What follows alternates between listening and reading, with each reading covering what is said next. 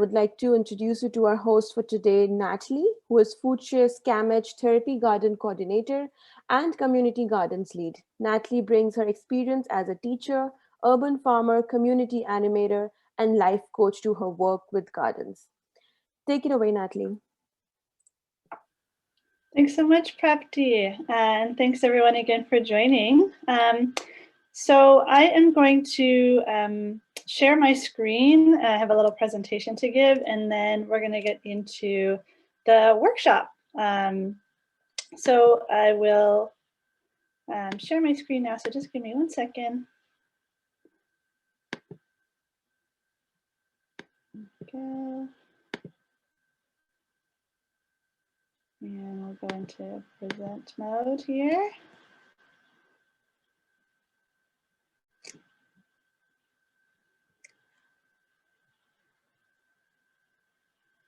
Okay, it's coming up. You guys caught me on the very last day of using this computer that is quite old. So sometimes it takes a little time to get loaded up here, but we're getting there.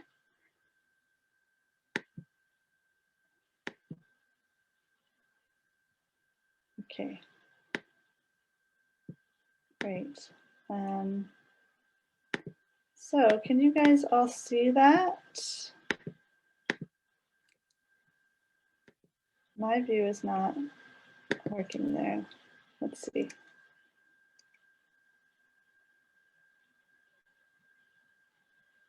Okay, it's trying its best. If all else fails, I'll just talk to you. There we go, perfect. So, yeah, as Prapti mentioned, I'm the Community Gardens Coordinator for FoodShare Toronto, and I am also the Therapy Garden Manager at CAMH, and I'm so excited to chat with y'all today about gardening and mental health. You know, seems like a no-brainer, and I'm sure some of the things that I am chatting with you about are gonna feel like things you already know.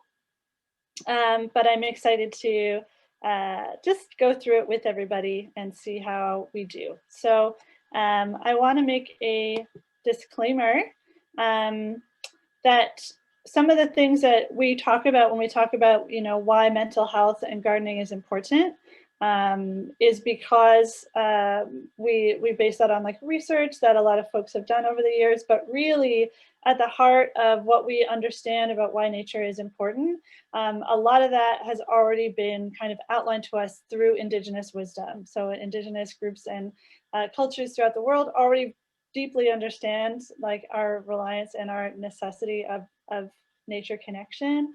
And it's something that we've lost over generations, only over a few generations. So even though I may bring up some things today that are more focused on science or research, I just want us to really understand that actually the original knowledge keepers and the original folks of this land and of other lands outside of Turtle Island are really the people that have known all along.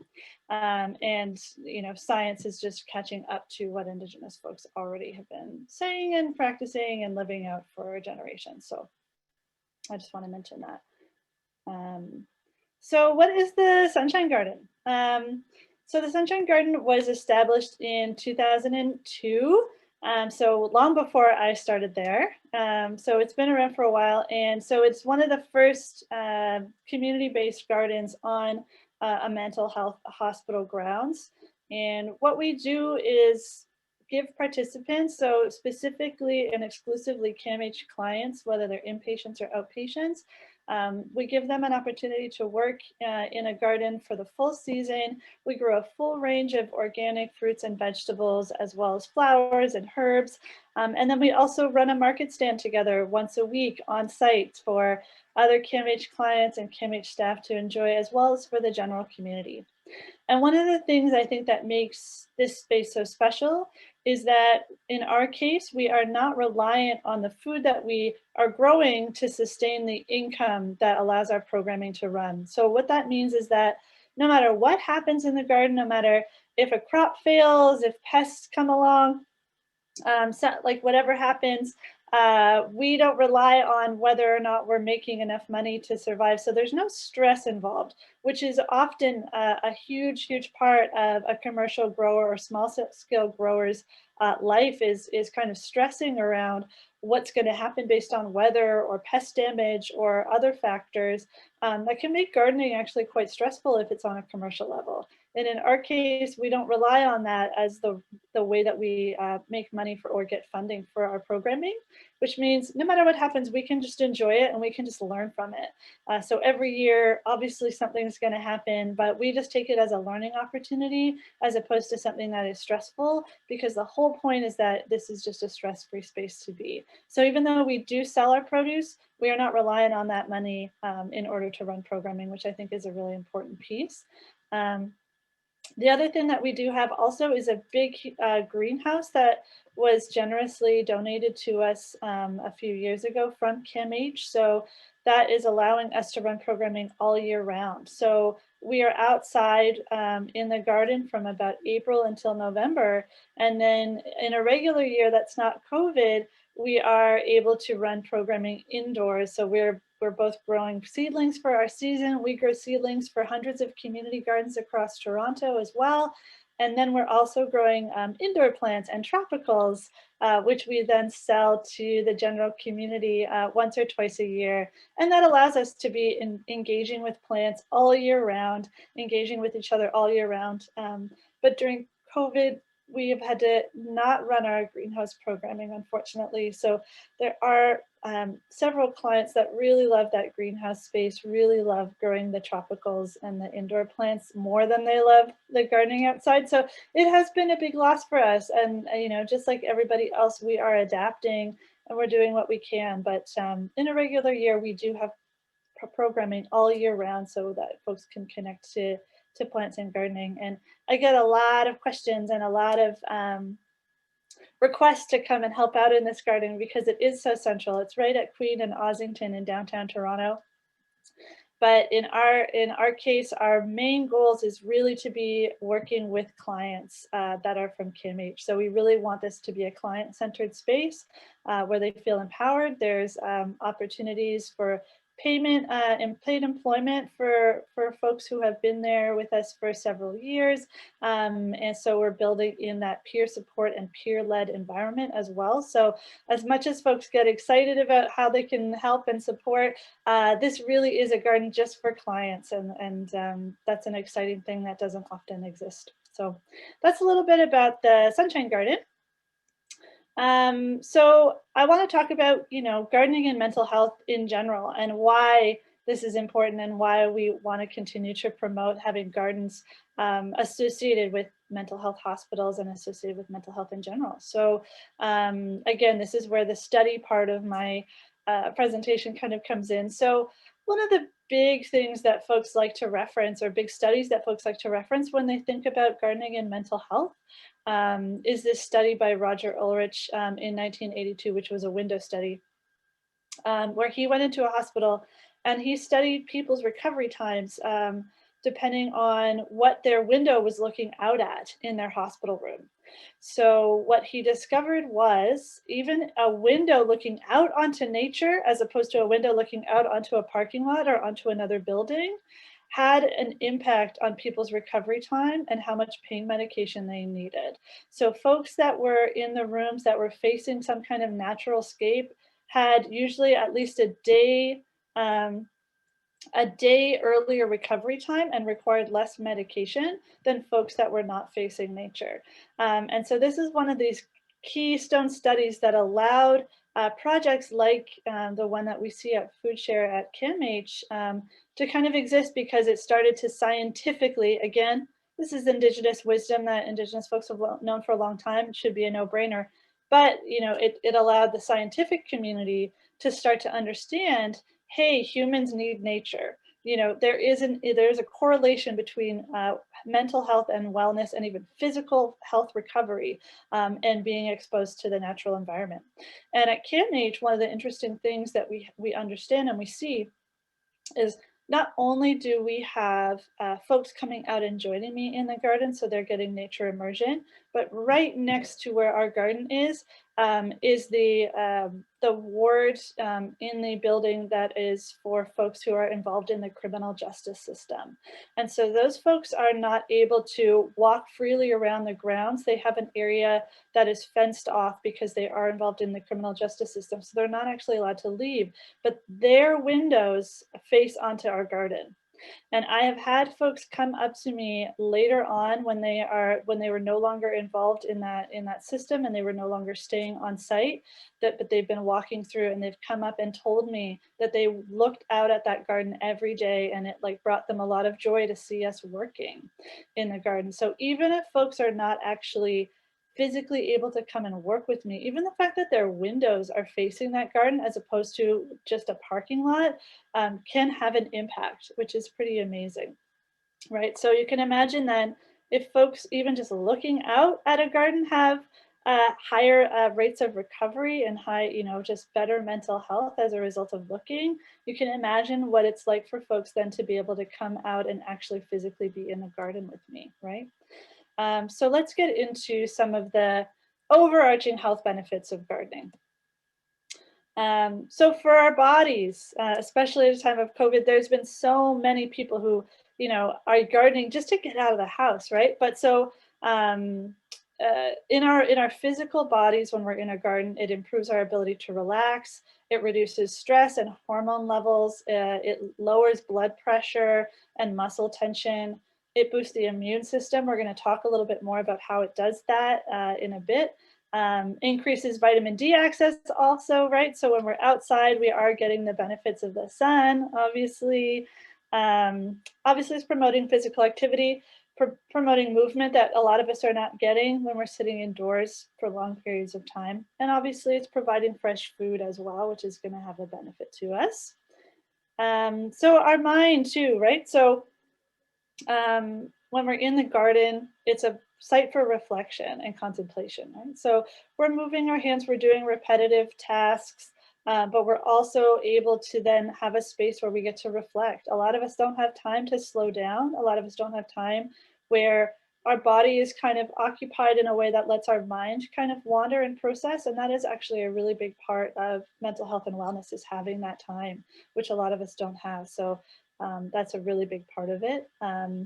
It fosters attentional recovery and enhanced memory retention.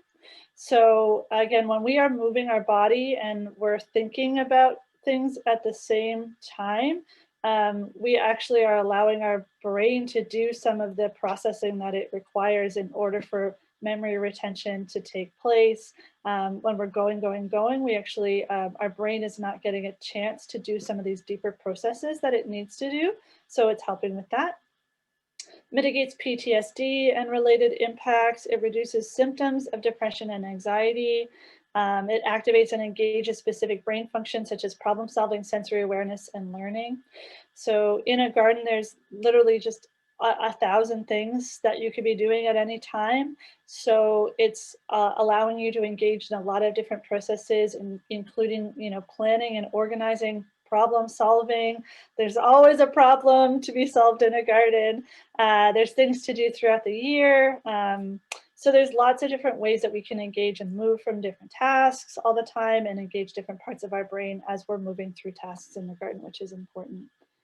For our heart or our soul, if we believe in that version of ourselves, cultivating a sense of achievement and self-efficacy, improving personal satisfaction and happiness, and connecting ourselves to the natural world, understanding what our place is in the natural world, connecting to the seasons, the way that the seasons move and the way that our bodies move with the seasons, knowing that there is something bigger than ourself out there, seeing the design of nature and learning from the lessons that nature has to offer us, and seeing ourselves as a part of a whole, as a part of an ecosystem, and moving away from like kind of an egocentric or human-centric way of looking at the world.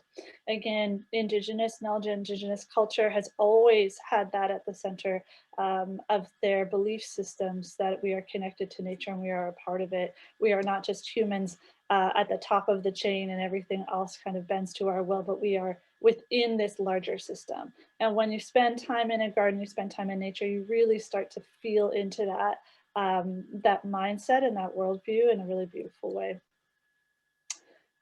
Community is also such a huge part of gardening. So connecting with others, right? A lot of folks who are coming to my program, yes, they love gardening and it's nice to be in nature, but they also just want some folks to talk to, right? They're breaking up their isolation that they may be feeling, and having a place to socially gather is such an important part of gardening. So one of the things that I also really love about community gardens that I see so often, it's one of the only sites for intergenerational contact to happen for a lot of people. So there's very few other activities that a lot of people are engaging in their day-to-day lives that allow them to connect with folks of all ages in the same space, doing the same activity and enjoying community together. So gardening becomes this really centralized intergenerational space for connection, which I love and I think is so important for our sense of health, well-being, and our connection to others, especially for young people to connect to elders, but also for elders to connect to young people. That is such an important thing. We know that isolation is becoming a pandemic of its own, especially during the coronavirus pandemic. But even before that, isolation, especially for seniors and elders, was becoming actually a mental health crisis. And so having community gardens and spaces where people can gather outside together is actually solving, or is a part of the solution to the isolation pandemic that we are experiencing. And that's happened over time because of the way that Western culture has formulated its family structures and its social structures, is that elders often end up being isolated instead of cherished and instead of brought into the folds of community and made sure that they're taken care of. So I think that's a huge part of what mental health benefits exist for community gardens, for sure. A lot of my clients, this is a big one for them, which is, just enhancing productivity and feeling a sense of accomplishment, feeling a sense of personal motivation, that there's something that you have to care for outside of yourself that needs your attention. Gardening, you really get to see the literal fruits of your labor. A lot of the things that we do in our lives, or the way that work is set up, we don't always see the end result or the goal, and that we don't get to tangibly understand what the fruits of our labor look like in the same way that we do with gardening. So it is really amazing sense of accomplishment to see yourself tend to something living, and then get the actual fruits of it, or the vegetables of it. And that can be such an amazing thing for folks to feel motivated around, and to know that they're making a difference. And then also for us, at the garden, being able to sell or give back this produce to the community also provides that kind of full spectrum of, not only are we growing plants, tending to them, and we are successful with our growing, so we grew the carrot, how amazing, but then we also get to share that carrot and nourish other people in our community, and nourish our families, and nourish ourselves. Like it's a huge sense of accomplishment when it comes to gardening. And then the creative side. So obviously gardens can be so beautiful. There's so many ways to engage creatively in a garden, by, the way that we lay it out, the kinds of flowers that we're adding in there, the way that we maintain things so that they look really nice. We're engaging all of our senses when we're gardening, which is so important. And we get to see the beauty of nature throughout all the seasons, and be able to appreciate nature throughout all the seasons. So justice as well. So, improving food security is a huge part of community gardening. So having autonomy over how we access food, being able to provide for ourselves and our families, improving the community resilience, especially in times of crisis, like we're seeing right now during the coronavirus. We saw a huge spike in people interested in growing their own food, because we understand that the overarching systems of how we access food are always in flux, and like the the money that it costs for food during things like a pandemic goes up. Food access may be cut off altogether from international sources. So a lot of people became really interested in making sure they had autonomy over where they access food. And of course, it might never provide us all the foodstuffs that we need, but if it can supplement quite a bit, more and more people are very interested in having that autonomy. So we're almost done here in my little presentation.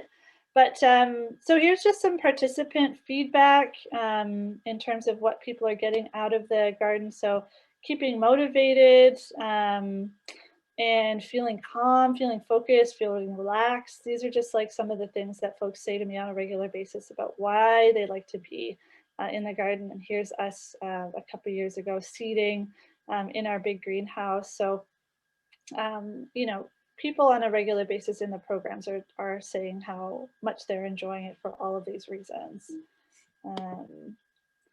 And then I'm just looking at our time and realizing that we need to make sure we get onto the workshop portion. But you know, just in terms of mindfulness, there's so many principles of mindfulness, which is originally a Buddhist concept that is now kind of taking more root in the consciousness of Western culture. But just allowing ourselves a space again where we can just kind of let our minds wander, but also that we're focusing attention at the same time on what we're doing. And so it allows us to let go of some of the things that we may be stressing about and worrying about, and just being in that moment with the plants and with the tasks that we're doing is a huge part of gardening. And it is a meditation in and of itself, because you have focused attention on something and your mind is not just everywhere all at once, which it often is in our culture. And the last thing I'll say is that there's a really cool soil science happening right now that is showcasing how the soil microbiome is impacting our immune system and lending itself to healthy immune systems. And immune systems and the healthy functioning of an immune system is intrinsically linked to our mental health. So when our immune system is low, our mental health is also probably suffering. And so there are some soil science now talking about how the microbacterium in the soil is strengthening our immune system. So that means when we are close to soil, when we actually literally are breathing in the microbiome of the soil, it is stimulating our brain neurons, it is helping our immune system, and they're doing more and more studies that are proving this to be true. So when we are not engaging with soil, we're not engaging with the physical earth, we are often being deprived of the microbacteria that actually make up a healthy immune system in our body that supports mental health.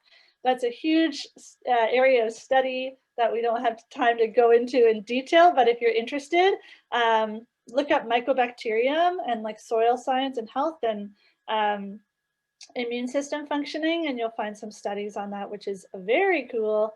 So yeah, so all it means is breathing and playing and digging in dirt promotes our health by accessing the microbiome that we don't usually come into contact with in an urban and sterilized world. So get your hands dirty, get in the dirt, get your face close to the dirt. It will help your immune system and it will help your mental health. Pretty cool.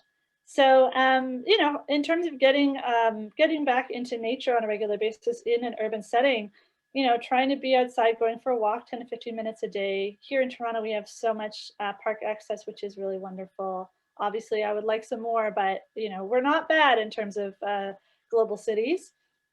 Visiting parks and green space, doing forest bathing, which is literally just being in a forest, just surrounding yourself in nature. Listening to recorded nature sounds online even stimulates some of our like what I like to call like the lizard brain. So it has the memory of, you know, the sounds of the forest. So even doing that is going to stimulate some parts of your nervous system and help it get regulated. Having outdoor and indoor plants, doing even aromatherapy is really great. You know, having forest-based like scents like pine, balsam fir, and cedar. There's other kinds of studies that we don't have time to get into around how trees, some of the exhalation of trees also have these versions of like the microbiome that are really good for regulating our nervous system. So it's almost like the breath of trees, if we're near them, actually is impacting our nervous system, which is really cool. So even, you know, getting some essential oils in your daily practice, or your, whatever, is really helpful too, even if we can't get outside. And then, yeah, I mean, more urban gardens and greenhouses. Like, let's get those going. Let's advocate for those in our communities. Let's like make it a, last year we finally got to the point where the cities had to recognize urban gardens as essential services, which is amazing. So I just want more and more and more places for folks to be able to garden and get outside in nature.